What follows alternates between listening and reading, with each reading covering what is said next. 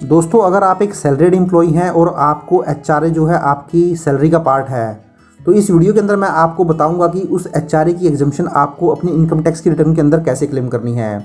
क्या होता है कि जब आप अपनी इनकम टैक्स की रिटर्न को खुद फाइल करते हैं तो जनरली क्या होता है कि जो भी रेंट की आप पेमेंट करते हैं या जो भी आपको रेंट आपके एम्प्लॉयर से मिला है उसको ही आप एग्जम्पशन मान लेते हैं और उसको ही अपनी इनकम टैक्स की रिटर्न के अंदर दिखा देते हैं।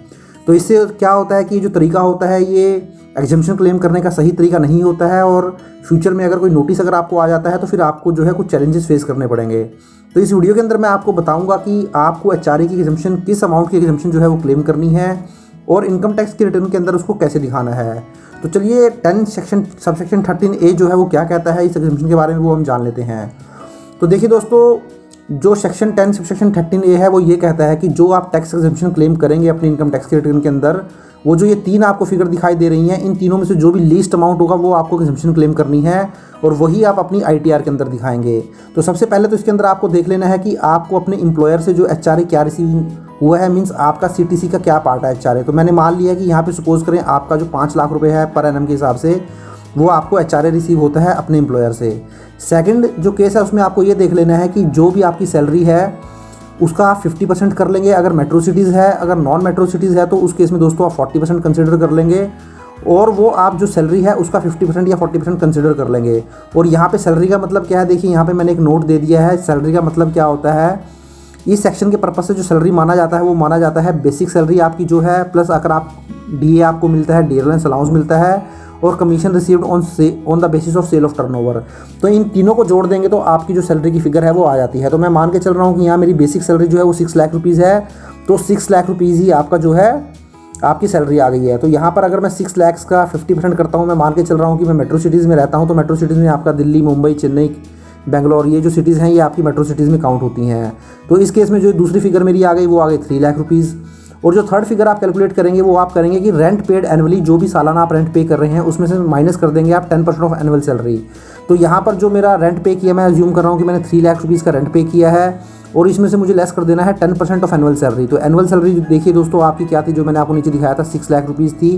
तो 10% अगर मैं 6 लाख का करता हूँ तो ये 60,000 रुपीज़ हो जाता है। तो जो मेरी तीसरी फिगर है वो मेरी निकल के आ जाती है 2,40,000 रुपीज़। तो अब इन तीनों में से जो लीस्ट फिगर होगी दोस्तों, जैसे 5 लाख रुपीज़ एक फिगर हो गई आपकी, 3 लाख रुपीज़ आपकी सेकंड फिगर हो गई और जो तीसरी फिगर आपकी हो गई वो हो गई 2.40 लाख रुपीज़। तो इन तीनों में से जो लीस्ट फिगर है वो 2.40 लाख रुपीज़ है। तो यही एग्जम्पशन जो है आपको क्लेम करनी है अपनी इनकम टैक्स की रिटर्न के अंदर, ना कि आप जो रेंट की पेमेंट कर रहे हैं। जैसे यहाँ पर आप 3 लाख रुपीज़ की जो है वो रेंट की पेमेंट कर रहे हैं तो ये आपको क्लेम नहीं करना है। तो दूसरा तरीका और भी है, देखिए अगर मैं आपको एक इनकम टैक्स कैलकुलेटर के ऊपर लेके चलूँ तो वहाँ बड़े ही आसान तरीके से आप इसकी कैलकुलेशन भी कर सकते हैं। तो इसके लिए देखिए आपको गूगल क्रोम में आ जाना है। गूगल क्रोम में सिंपली आपको क्या करना है दोस्तों, एचआरए एग्जम्पशन कैलकुलेटर जो है वो टाइप कर देना है। तो जैसे ही आप इसको टाइप करेंगे तो देखिए टॉप में ही आपको नज़र आ जाएगा house rent allowance calculator income tax department. तो आप इसके ऊपर क्लिक कर दीजिए। तो जैसे ही आप इस पर क्लिक करेंगे तो देखिए यहाँ मैंने सारी फिगर डाली हुई है। जैसे मैंने आपको बताया था कि बेसिक सैलरी जो है वो मैंने 6 लाख रुपीज़ एज्यूम कर ली है, डीए मेरा 0 है, कमीशन मेरा 0 है। तो मेरी जो सैलरी का पार्ट आ गया वो आ गया 6 लाख रुपीज़। इसी तरीके से जो मुझे एचआरए मिल रहा था उस एग्जाम्पल में वो 5 लाख रुपीज़ पर एनम का जो एचआरए मुझे मिल रहा है। तो जो रेंट की पेमेंट मैंने की है पर एनम के हिसाब से पूरे ईयर में वो 3 लाख रुपीज़ की है। अब ये आपसे पूछेगा क्या आप मेट्रो सिटीज़ में रहते हैं, तो मेरे केस में मैंने माना है कि मैं मेट्रो सिटीज़ में रहता हूं तो मैं इसको येस कर देता हूं। और अब देखिए नीचे आपको ये जो बटन नज़र आ जाएगा, ये सारी इन्फॉर्मेशन फिल करने के बाद अब आप कैलकुलेट का बटन जो है वो इसके ऊपर क्लिक कर दीजिए। तो जैसे ही आप इसके ऊपर क्लिक करेंगे तो देखिए दोस्तों आपकी जो एचआरए की एग्जम्पशन आ गई है वो 2,40,000 की एग्जम्पन आ गई है। मीन्स जो आपको टोटल एचआरए 5 लाख रुपये का मिला था अपने एम्प्लॉयर से सैलरी का पार्ट, उसमें से 2,40,000 आपका एग्जाम्प्ट हो जाएगा। मीन्स कोई टैक्स पे नहीं करना पड़ेगा। जो बचा हुआ 2,60,000 है इसके ऊपर आपको टैक्स पे करना पड़ेगा, ये आपकी इनकम मान ली जाएगी। तो देखिए यही 2,40,000 हमने यहाँ पर अपने केस में भी जो है वो कैलकुलेट किया था। मेरे केस में भी जो एग्जांपल आया था वो 2,40,000 ही आया था। तो इसी को आप जो है इनकम टैक्स कैलकुलेटर के अंदर कैलकुलेट कर सकते हैं। तो चलिए अब मैं आपको बता देता हूँ कि आप इनकम टैक्स रिटर्न में आप इसको कैसे शो करेंगे। तो देखिए जब आप अपनी इनकम टैक्स के पोर्टल पर आते हैं, इनकम टैक्स रिटर्न फाइल करते हैं, जब अपनी पर्सनल इन्फॉर्मेशन कंफर्म कर लेते हैं तो उसके बाद आपको देखिए नीचे ग्रॉस टोटल इनकम का जो है ये आपको नजर आ जाता है।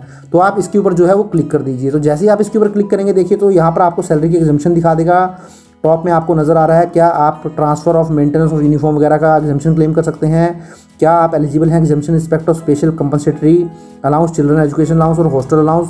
अब इसके बाद जब आप आएंगे तो देखिए आपको नज़र आ जाएगा are you eligible to claim exemption in respect of house rent allowance section 10 subsection 13A rule 2A। तो यहाँ पर ही आपको दोस्तों एचआरए की एग्जाम्पशन जो है वो दिखानी होती है। तो यहाँ पर मैं इसको येस कर देता हूँ और येस करने के बाद जो एग्जाम्पशन हमारी आई थी, हमारी जो एग्जाम्पशन आई थी दोस्तों वो 2,40,000 आई थी। तो वही एग्जाम्पशन देखिए मैंने यहाँ पर दिखा दी है। तो यहाँ पर आपको ये जो तीनों कैलकुलेशन आप करेंगे इनमें से जो लीस्ट अमाउंट होगा वो आपको दिखाना है, ना कि आपने जो एचआरए की पेमेंट की है वो दिखानी है या फिर आपको जो एचआरए रिसीव हुआ है वो दिखाना है।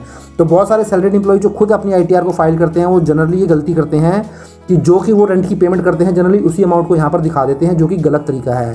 तो आप भी ये कैलकुलेशन कर लीजिए और उसके बाद ही जो है एचआरए की एग्जाम्पशन को अपने इनकम टैक्स रिटर्न के अंदर क्लेम करिए। तो आशा करता हूँ दोस्तों वीडियो आपको अच्छा लगा होगा। अगर वीडियो अच्छा लगा तो इसको लाइक और शेयर कर दीजिए और चैनल को अभी तक सब्सक्राइब नहीं किया है तो चैनल को भी सब्सक्राइब कर लीजिए। Thank you very much, have a nice day, take care.